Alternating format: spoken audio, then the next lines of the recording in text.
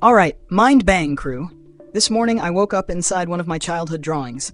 I'm talking crayon grass, purple sky, a stick figure mom with spaghetti arms yelling something about no video games after 9. The son was wearing sunglasses and looked like he owed me money. Wild dream. No doors, just vibes in a haunted swing set. Anyway, let's talk Yellowjackets, Season 3, Episode 9, How the Story Ends. Spoiler alert.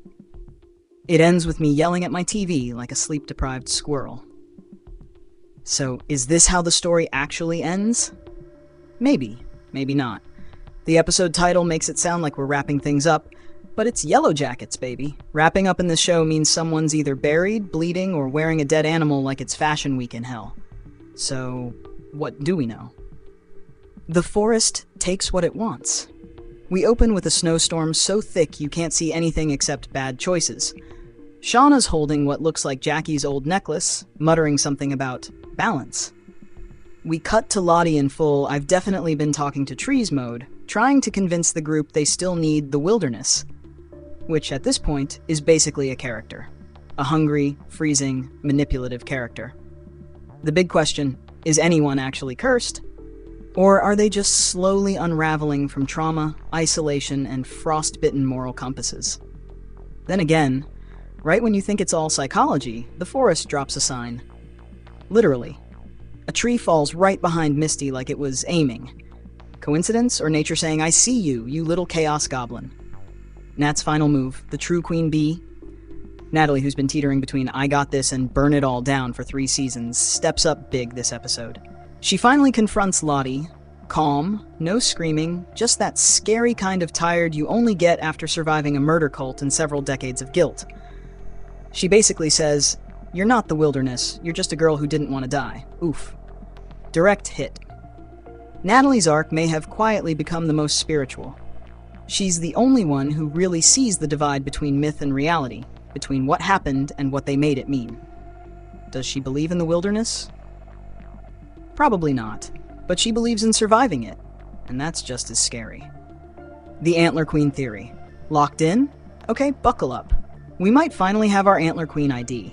For a while it looked like Lottie, then maybe Nat, but Episode 9 throws down a curveball. Tysa. Why? Because of the way the visions line up. There's a flashback where Van looks at Ty like she just turned into someone, or something else. And then boom. Ty's sleepwalking self carves that same creepy symbol into the side of a tree, in her own blood. It's giving dual personalities High Priestess, I'm not fully home right now. Right now. So is Tysa the real Antler Queen, or is she just a vessel? Either way, she's leading now, whether she knows it or not. The big freeze. Let's talk logistics, because nature doesn't care about your trauma. The group is down to like 6-ish people. Food is low, morale is non-existent, and they're now officially rationing who gets to live based on who draws the Queen card.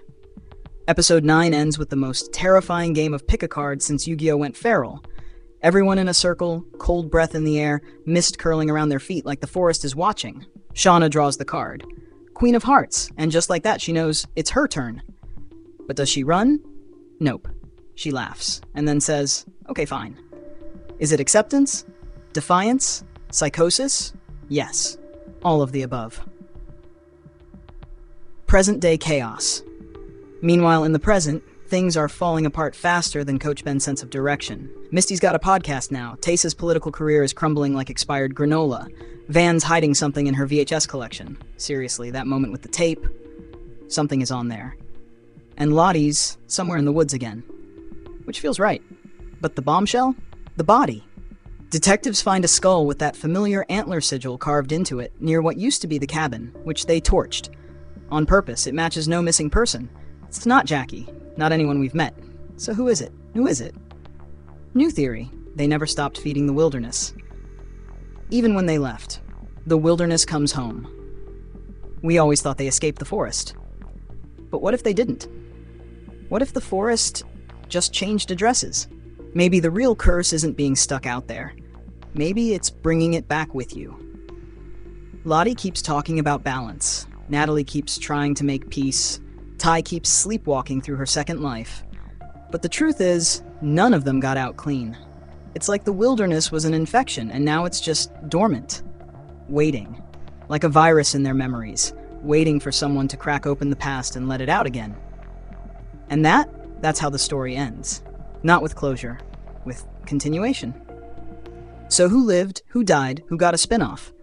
We don't know yet, but here's the rundown. Shauna, Queen of Hearts, wildcard, still alive for now. Tysa, probably possessed by Antler Corp Inc. Van knows too much, says too little, sassy oracle energy. Emotionally dead inside, still our MVP. Misty, podcasting, gaslighting, thriving. Lottie, either healing or plotting. No one is okay, which is exactly how we like it. Okay, that's enough mind-banging for today. In conclusion, Season 3, Episode 9 didn't just show us how the story ends. It showed us that stories like this don't end. They echo. They haunt. They evolve. And then they show up at your door like, hey, remember when you ate your best friend during a blizzard? Anyway, I'm off to go stare at my refrigerator until it turns into a portal again. Last time I stepped inside and ended up back in 5th grade, watching myself try to microwave a spoon. Time is a flat circle made of Lunchables.